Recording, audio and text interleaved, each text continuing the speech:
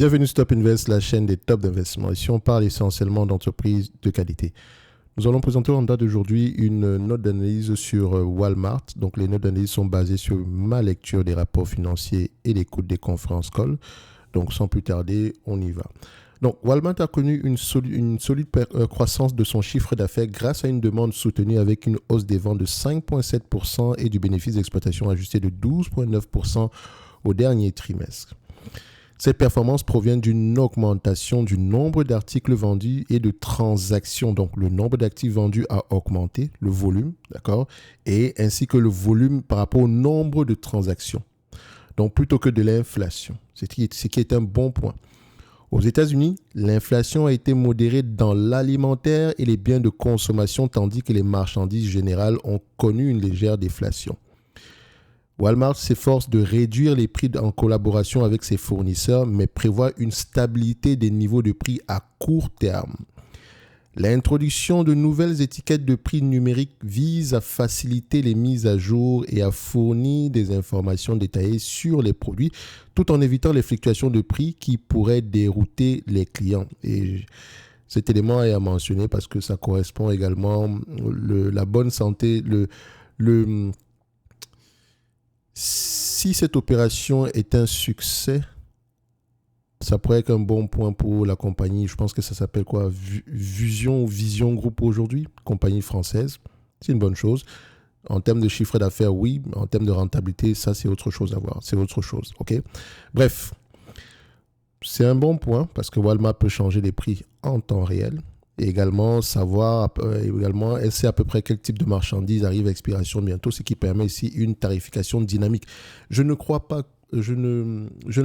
par rapport à la fluctuation des prix, j'ai un doute.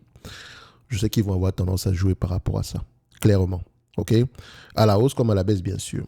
Donc, Walmart a rassuré les investisseurs en précisant qu'ils ne pratiquent pas de tarification dynamique. Mais je n'y crois pas du tout. D'accord? Ça, c'est mon avis personnel. Ça, c'est ce qu'ils ont dit. On ne pratiquera pas de tarification dynamique. Mais je n'y crois pas. Parce que je pense qu'ils gagneraient à le faire, même un tout petit peu. Et donc, je suis sûr et certain qu'ils vont avoir tendance à le faire également. Bref, le e-commerce de Walmart affiche une trajectoire positive vers la rentabilité. Parce que Walmart est un segment e-commerce. La croissance mondiale de 21% au premier trimestre par rapport au segment e-commerce ici, combinée à une réduction des pertes et une amélioration. Quand on dit réduction des pertes, c'est-à-dire que la rentabilité est de plus en plus... Enfin, le segment n'est pas encore rentable, mais il est de moins en moins déficitaire. Donc, une amélioration de près de 40% du coût net de livraison par commande. Donc, il dépense de moins en moins d'argent par livraison. D'accord? Donc, c'est une réduction des coûts, ce qui est également qui témoigne ici de cette évolution favorable. Donc, cette dynamique profite également aux ventes en magasin qui ont dépassé les attentes avec une croissance de 3,8% de manière globale. Donc, cette performance est soutenue par la forte croissance du e-commerce, notamment grâce aux services de retrait et de livraison en magasin. Donc, des gens commandent en ligne pour soit se faire livrer directement ou aller ramasser directement en magasin, ce qui est une bonne chose, ainsi qu'à la plateforme e-commerce pour les tiers qui génèrent des revenus publicitaires conséquents. Donc, plateforme e-commerce pour les tiers, en fait, c'est simple. C'est un peu comme vous avez la possibilité de vendre des produits sur la plateforme Walmart. Et derrière, ici, le segment publicité aura tendance également à augmenter. Et la publicité est un élément, c'est une source de revenus supplémentaires pour les compagnies comme Walmart, Amazon. Ce segment-là sera de plus en plus en croissance. Même la publicité en magasin, d'ailleurs, à l'intérieur des magasins même. Je pense que c'est un relais de croissance pour la plupart ici des détaillants. Ces résultats confirment l'importance croissante du e-commerce pour Walmart, qui représente désormais 20% de son bénéfice d'exploitation, principalement grâce aux abonnements Walmart Plus et à la publicité, deux activités à forte marge. À mon avis, Walmart est bien positionné pour maintenir sa bonne performance grâce à plusieurs facteurs clés. Tout d'abord, sa proposition de valeur forte axée sur des prix bas et une large gamme de produits répond aux besoins des consommateurs dans un contexte économique difficile. Walmart est connu pour avoir des prix les plus bas généralement du secteur, enfin pas du secteur, mais parmi ses concurrents. Et également, elle a une politique selon laquelle, si vous trouvez moins cher ailleurs, ramenez-nous le produit, c'est simple, on appliquera le même prix. Ensuite, l'entreprise continue d'innover dans le domaine du e-commerce avec une croissance soutenue de ses ventes en ligne et l'amélioration de la rentabilité de cette activité. Enfin, l'optimisation de la chaîne d'approvisionnement et des processus opérationnels permet à Walmart de réduire ses coûts et d'améliorer son efficacité. Les récentes initiatives promotionnelles telles que la semaine Walmart Plus et les Walmart Deals devraient également contribuer à stimuler les ventes et à renforcer la compétitivité de l'entreprise face à des événements comme le Prime Day d'Amazon. En somme, Walmart dispose de solides atouts pour poursuivre sa croissance et consolider sa position sur le marché. Ça, c'est du point de vue qualitatif.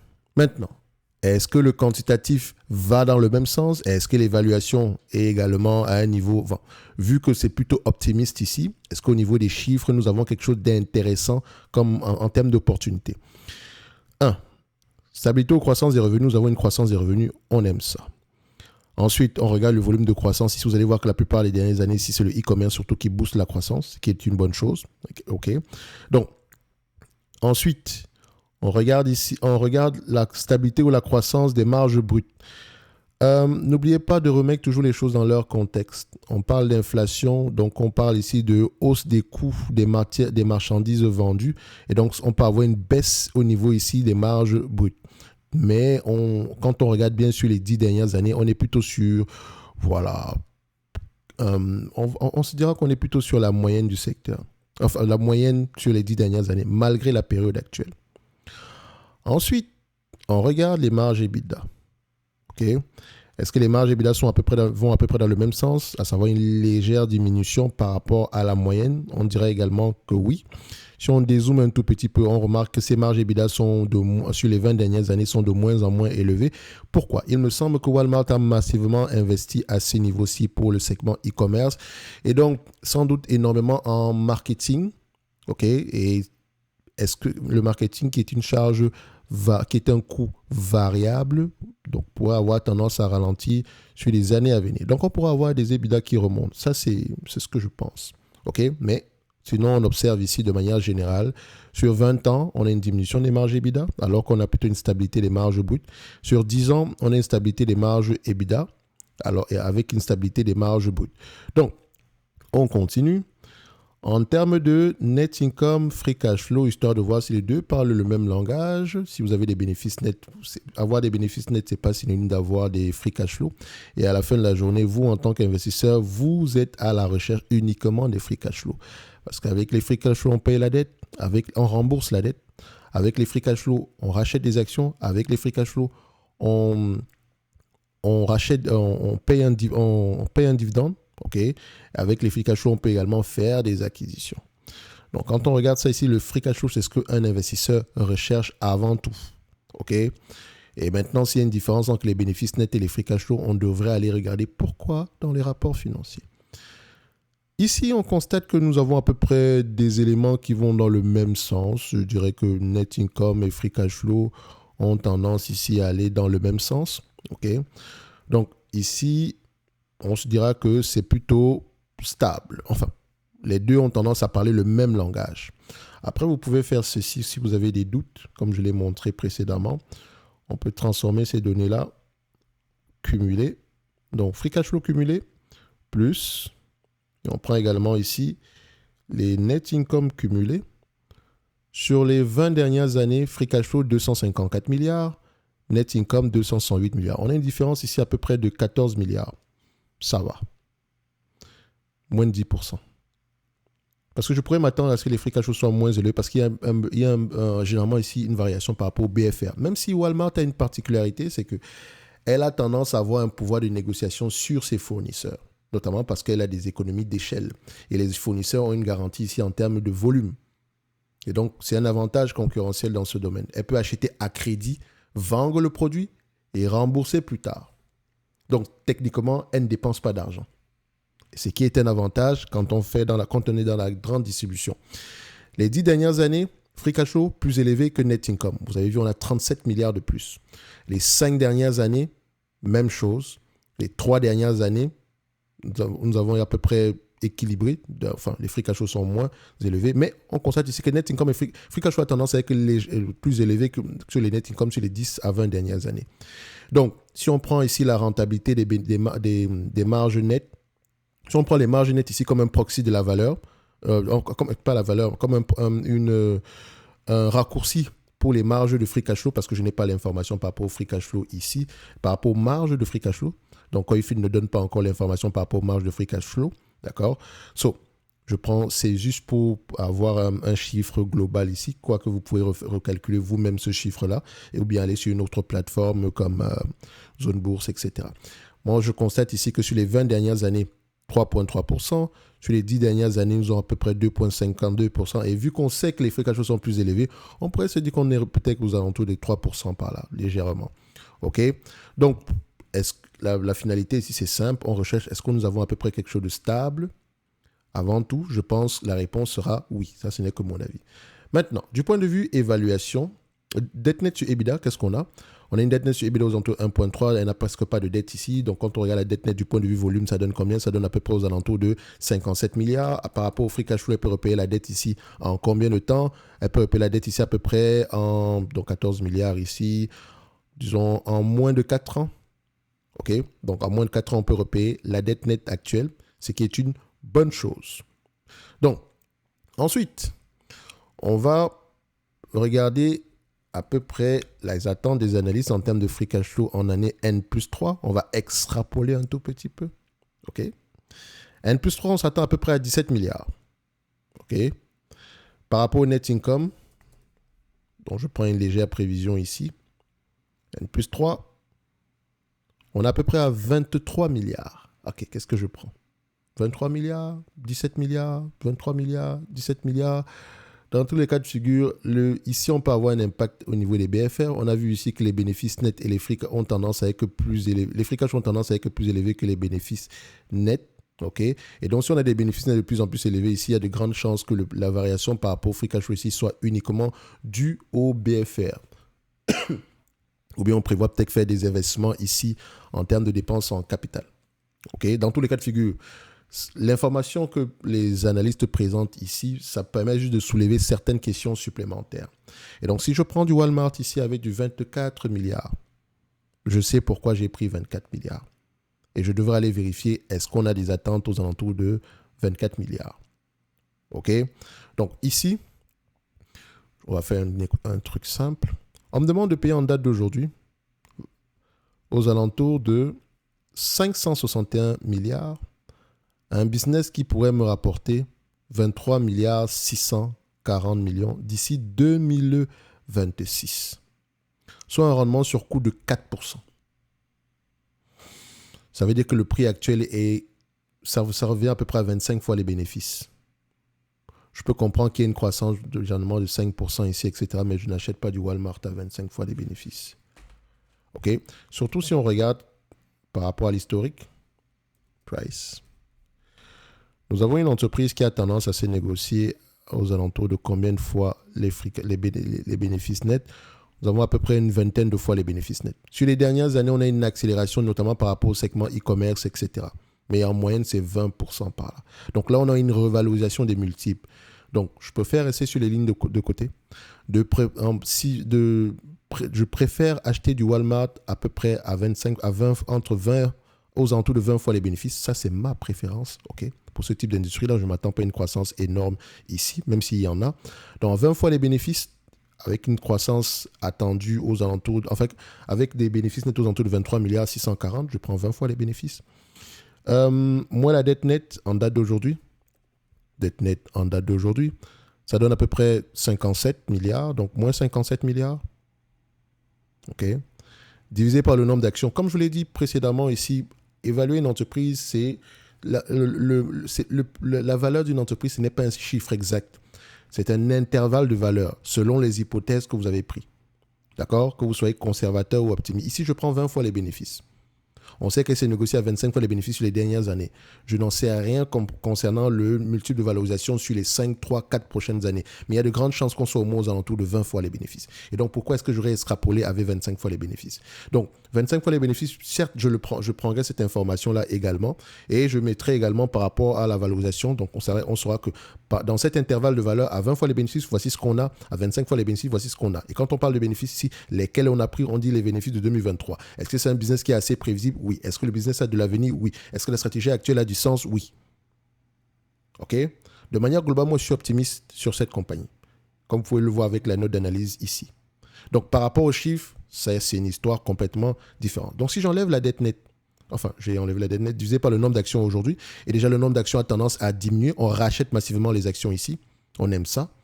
Divisé par 8,1, ça donne à peu près 51 $ l'action. Donc, en prenant en considération cette croissance-là, OK, 20 fois les bénéfices, divisé par le nombre d'actions, moins la dette nette, divisé par le nombre d'actions actuelles, on aura à peu près une valorisation aux alentours de un prix aux alentours de 51 $. Donc, j'aimerais l'acheter aux alentours de 51 $. Ça, c'est mon prix à 20 fois les bénéfices. Si je prends 25 fois les bénéfices, OK, toujours le 23 milliards 640, à 25 fois les bénéfices, on atteint combien? 591 moins 57, moins 57, divisé par 8 milliards d'actions, 8,1, ça donne à peu près aux alentours de 65 $. Ça, c'est 25 fois les bénéfices. Et vous remarquez qu'il n'y a pas vraiment une grande marge de sécurité. Mais admettons également que l'entreprise, s'il n'y a pas de croissance sur les prochaines années, d'accord? Prenons les free cash flow ici, vu qu'ils semblent être plus élevés en moyenne. On va prendre notre moyenne ici. J'aime bien prendre l'évaluation en état stationnaire. Donc, on a à peu près du 16 milliards par là sur les 5 dernières années. Je le prends. Donc, 16 milliards à 20 fois les bénéfices, moins la dette nette, 57, divisé par le nombre d'actions, 8,1. C'est bien ça? Ça donne à peu près 32 $ l'action. Donc, en état stationnaire, à 20 fois les bénéfices, je ne paierai pas plus de 32 $ l'action. Donc, vous avez vu ici que, en prenant en considération l'évaluation actuelle, on a déjà on a pris comment on dit ça? On a déjà pris en considération une certaine croissance. Si on prend la croissance ici attendue aux alentours de combien? 23 milliards, disons même 20, je mettrai même 24 milliards, divisé par la médiane ici aux alentours de 16 milliards. OK. En N plus 3, donc 3 années, incluant celle-ci, 2024, 2025, 2026, ça donne à peu près 12% de croissance en moyenne des bénéfices nets, des free cash flow. Est-ce que nous avons eu une croissance des free cash flow en moyenne? Enfin, c'est une croissance des free cash flow, des net income ici. On voit ça. On a plutôt eu une stabilité, même si sur les dernières années, on a une certaine... Voilà, ça augmente de plus en plus depuis... quand je dis ça augmente de plus en plus au sorti de la pandémie ici, on a beaucoup de zigzags. Donc, on revient plutôt à quelque chose qu'on a déjà connu par le passé. Donc, je serais prudent par rapport à la croissance attendue à 24 milliards. De manière globale, comme je l'ai dit, c'est une entreprise que j'attendrai aux alentours d'une cinquantaine de dollars. C'est un bon business, mais le prix actuel ne m'intéresse pas beaucoup. OK? Comme vous pouvez le constater, il y a beaucoup d'hypothèses derrière. En termes de dividendes, je n'ai même pas pris ça en considération parce que le dividende, il est safe. Je vous ai dit ici qu'au prix actuel, c'est une entreprise qui produit combien? 16 milliards par an. OK? 16 milliards par an par rapport à la capitalisation boursière actuelle, 561. OK? Ça donne à peu près un rendement sur coût de 2,85%. Et donc, vous constatez quoi? On verse un dividende ici de 1,19. Il y a de grandes chances qu'il continue à croître parce que le plafond de verre en date d'aujourd'hui est à 2,8. Maintenant, s'il y a de la croissance derrière, ça pourrait monter à 4%. Donc, le dividende, il est safe. OK? Maintenant, le fait de savoir s'il va croître aux alentours de 20%, 15%, en fait, ce n'est pas mon problème, en fait. Dans le sens où ce n'est pas l'information la plus importante. Que ce soit en rachat d'actions, que ce soit en versement de dividendes, le plus important, c'est de payer un prix qui vous permet de maximiser vos rendements sur coût d'acquisition. Et quand je parle de rendement sur coût d'acquisition, je ne parle pas de rendement de dividendes. Le bénéfice net qu'on obtient ici aujourd'hui par rapport au prix qu'on paye. Et pour moi, Walmart ici ne propose pas, malgré que ce soit une belle entreprise, malgré qu'on constate ici qu'en termes de croissance pour le futur, donc la croissance à venir ici, on a de bonnes informations. OK? Le prix actuel est juste un peu trop élevé. Donc, on n'a pas assez de marge de sécurité. Et cette hypothèse va être invalidée si les marges sont de plus en plus élevées. OK? Ou bien si la croissance est de plus en plus, si la croissance des bénéfices nets est plus élevée qu'attendu. Sinon, pour le temps, pour moi, je reste sur les lignes de côté pour Walmart. C'est une belle entreprise qui mérite d'avoir une place dans n'importe quelle watchlist. Donc, dans la mienne, je la mettrai dans ma watchlist. Je mettrai un price target à 51, ce qui veut dire ici que Walmart, on la met dans la watchlist. Et c'est Consumer Staple. On va faire ça. On vient ici, la watchlist, groupe. On met industrie, on collapse, on ferme tout ça. Consumer Staple, c'est bien ça. Donc, collapse all. Et en Consumer Staple, je les classe par industrie ici. Voilà, Consumer. Qu'est-ce que je vais raconter? Consumer Staple, non, c'est pas ça. C'est détaillant, c'est ça. Consumer Staple Distribution Retail, OK. Donc, on vient là. Consumer Staple Distribution Retail. Je mettrai mon 51 ici. Walmart, boum, 51. Et donc, on constatera que pour nous, nous avons une entreprise qui ne représente pas une opportunité d'investissement en date d'aujourd'hui. D'accord? Vous avez les hypothèses quantitatives ici, plus la note d'analyse. Donc, je rappelle ici que pour ceux qui veulent avoir accès à la watchlist avec Price Target, d'accord, vous avez en description de la vidéo le service Top Premium, dépendamment du niveau que vous allez choisir. D'accord? La watchlist est accessible. Mais n'oubliez pas également que chacun des niveaux est différent. Ici, vous avez les notes d'analyse sectorielles. Et pour le secteur d'activité, je suis en train de travailler sur une note d'analyse sectorielle sur le secteur de la grande distribution en date d'aujourd'hui. D'accord? Donc, elle sera sans doute disponible dans quelques jours. Vous l'aurez ici. Donc, ça concerne les entreprises. C'est pour ça que je lis sur du Walmart, ce genre de choses-là. Donc, vous allez retrouver ici la restauration, les semi-conducteurs, l'industrie des logiciels. Donc, on a déjà à peu près une dizaine déjà en date d'aujourd'hui. On ira à une cinquantaine. OK? Donc, vous allez retrouver ça ici. Les notes d'analyse, plus les notes de suivi, ce sont des entreprises qui, moi, m'intéressent. Si Walmart m'intéresse et qu'elle est sous-évaluée, je la propose. De toute façon, c'est essentiellement des entreprises que je considère comme étant sous-évaluées. Et je fais le suivi, donc je lis les rapports financiers à chaque trimestre, histoire de voir si le scénario d'investissement de départ est toujours d'actualité. Donc, c'est moi qui fais ce travail-là ici. Et si vous avez des questions à poser au-delà des chiffres, on pourra parler ici de manière qualitative. OK? Donc, pas juste en se limitant aux chiffres. Ensuite, vous avez accès à la watchlist avec objectif de prix. Vous pouvez également demander des analyses quantitatives ou bien demander une revue ici de vos actions ou bien de vos ETF. En tout cas, ça, je vous propose ici ma disponibilité. OK, plus l'accès aussi au Discord et à Podia. Donc, vous allez remarquer que ici, c'est tout inclus. Ici, c'est uniquement les notes d'analyse plus d'autres éléments. Ici, c'est uniquement les demandes d'analyse quantitative plus d'autres éléments. Et là, c'est uniquement la watchlist. En description de la vidéo également, pour ceux qui veulent monter en compétences, vous avez le pack du débutant qui prend en considération, qui vous propose ici des modules concernant le comment analyser un rapport financier, comment lire les états financiers, OK, et comment analyser des rates. Donc, avec ça, vous pouvez bien commencer. OK, vous allez apprendre à analyser un rapport financier. C'est différent par rapport aux états financiers. D'accord? Donc, les questions à poser, les questions spécifiques. Et c'est essentiellement pratico-pratique avec une rencontre par mois ici pour à peu près répondre à toutes vos questions concernant ces différents si vous avez des blocages à gauche ou sur ces différents modules-là. OK? Chacun de ces modules vient avec une masterclass. Et on s'arrange toujours ici. Enfin, ici, on avait proposé une entreprise qui paraissait sous-évaluée à cette période-là. Et pour le moment, on ne s'est pas encore trompé à ce niveau-là. Bref, le plus important sur la masterclass, c'est de vous montrer comment est-ce qu'on applique ce qu'on a proposé dans les différents modules. OK? Donc, en description également de la vidéo, vous avez le programme d'accompagnement. OK? Dans ce programme d'accompagnement, vous allez retrouver d'autres éléments au-dessus de tout ceci. D'accord? On a au moins 14 modules. Donc, c'est généralement 2 rencontres par semaine. Et on a tendance également ici à pratiquer chaque sujet d'activité. Par exemple, si on étudie les rates en date d'aujourd'hui, qui est un secteur d'activité, on aura tendance aussi à faire des exercices sur les compagnies en mode réel. OK? Donc, on analyse les compagnies en date d'aujourd'hui, ce qui vous permet ici de pouvoir apprendre plus rapidement. OK? Donc, tout ceci en description de la vidéo.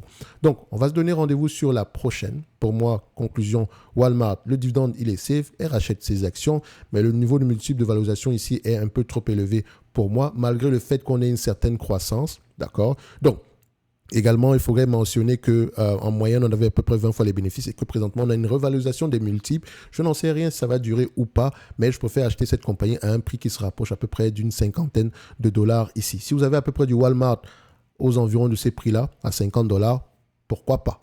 D'accord? Ça pourrait être intéressant de garder vos actions tranquillement. OK? Ce n'est que mon avis et non un conseil d'investissement. Comme d'habitude, je me réserve le droit de me tromper. Je dis toujours une chose, l'analyse fondamentale ne se limite pas aux chiffres. On a le quantitatif et le qualitatif. Les deux, à peu près, doivent aller ensemble. Ici, on vous a présenté la partie qualitative et la partie quantitative. Et vous avez vu que sur la partie qualitative, on a un certain optimisme. Sur la partie quantitative, c'est différent. Et donc, à la fin, on reconnaît que c'est une belle entité, on la met dans la watchlist et on l'observe, on a un price target et on attend patiemment qu'elle vienne nous chercher tranquillement sur notre price target. Sauf si derrière, on a une revalorisation, on a une augmentation des marges ou bien une accélération ici de la croissance des bénéfices. Dans tous les cas de figure, c'est un élément qu'on va avoir tendance à surveiller. Merci, au revoir.